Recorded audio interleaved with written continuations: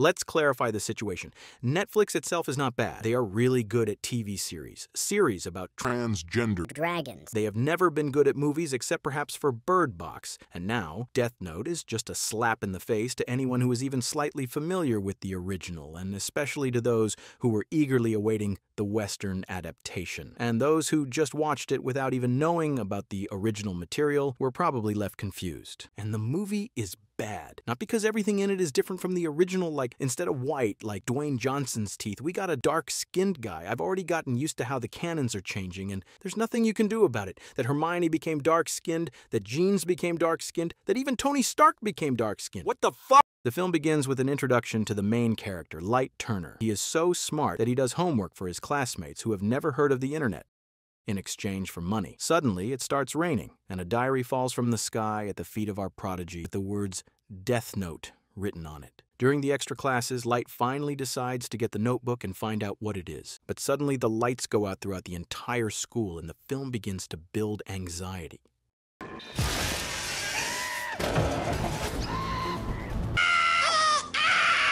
I understand it's stupid to compare this movie to the anime, where Light meets Ryuk cold-bloodedly. But why did they make him so pathetic? He acts like a schoolgirl who saw the lead singer of BTS. This is an adaptation, and it's typical for a character to display ordinary human fear for the sake of spectacle. But this...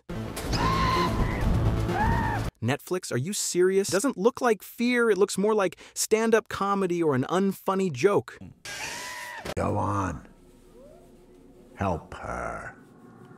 I don't have a pen. Seriously, he doesn't have a fucking pen. Pens? Is that all you could produce? Seeing an incomprehensible entity appeared after you picked up the unknown notebook. Your line is, I don't have a pen. He doesn't care who you are. Where did this notebook come from? Why did I get it? Why do you need it? None of the questions that the viewer primarily needs an answer to are asked. Light simply falls for the provocation, but all that stops him is the lack of a pen. To which Ryuk replies, here, take the pen.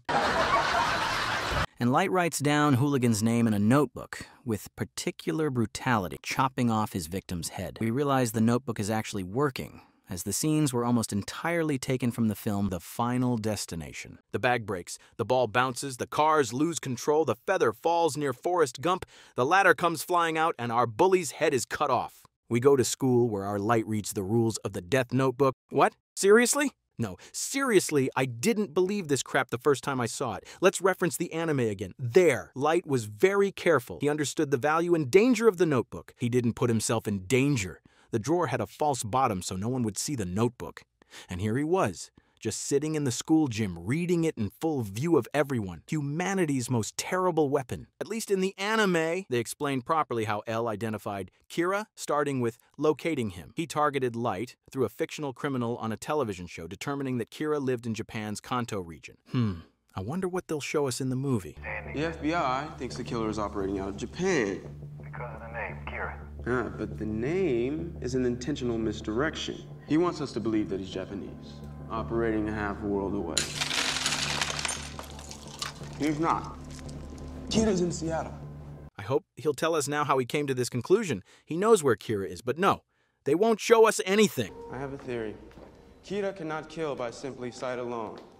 He needs a name and a face. You're the best detective in the world, well, at least in this movie, and are you relying solely on one stupid theory, or is the movie deliberately trying to turn smart people into idiots? He did. That son of a bitch killed them all. You? There's so many rules in that thing. There must be some kind of loophole or something. What? Are they seriously running around the school yelling about the Death Note? Maybe it's easier to just print out baseball caps with I'm Kira and walk around wearing them? Light's father exposes himself to Kira's attack, which provokes a fight between Kira and his girlfriend Mia because his girlfriend wanted to kill his father. Dude, if my girlfriend tried to kill my dad, if such a thing even occurred to her, something like this would happen to... After this, our super-duper Sherlock Holmes called L says this. Light Turner is Kira. Ooh, L, hold on a second. Can you tell us how you came to this conclusion? I just know. That's Watari. He's L's right-hand man. If anybody's gonna give us L's real name, it's gonna be him. Wait, what? He's writing Watari? Does it matter that it's a pseudonym? Watari isn't real name. Hello, wake up! Genius. Noticing Watari's disappearance, L begins to freak out and throw the entire Turner family into hysterics. Joined at 6. the youngest candidate. And after that, we've already been shown twice that our super Sherlock Holmes is behaving like a hysterical woman who's incapable of her maintaining sanity.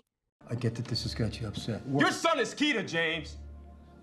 What? And I don't know why you haven't been able to put one and one together, even despite him having spared your life, but it does not speak well to your deductive abilities at all. When it's time for you to leave. I'm not going anywhere. Want a fucking bet? I have a search warrant and a team of men outside, so as I said, I will be staying. You have managed a strong move. I'm really sorry about your friend. I'm sure he'll be fine. Damn it! You have crossed the line. Forced me to do the same, and I implore you will not survive. Try my son again! I'll kill you! Okay. Tear this place apart! Tear it apart! And this is a super detective story. Well, that's cool. The police are good too. And who will clean up all this crap after your destruction? If you watch this movie, you'll understand. Light's girlfriend was more likely named Kira than Light himself. Seriously, I'm not kidding. She killed the detectives who were tailing them. She killed Watari. She was instantly ready to make the decision to kill the father of even the man she loved. She stunned the FBI agents. By following all these events, Mia shows herself to be much smarter than the real Kira. Did you find Watari? Upon learning of Watari's death, Elle turns into a completely pathetic, hysterical woman. A person who has been subjected to painful tests since childhood looks so pathetic and begins hunting Kira. So cruel to watch. And compare it to the original. What is this? A blackout?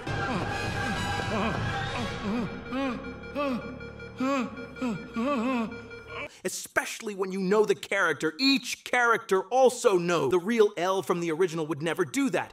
And it's unsupportable. We love the original for its development of the characters, their interactions, their personalities, and their well-thought-out moves 3 or 4 steps ahead. Here we got a 90-minute film that tried to cram everything into it. A quick overview of the film's characters. Light is a loser who seems smart, but isn't.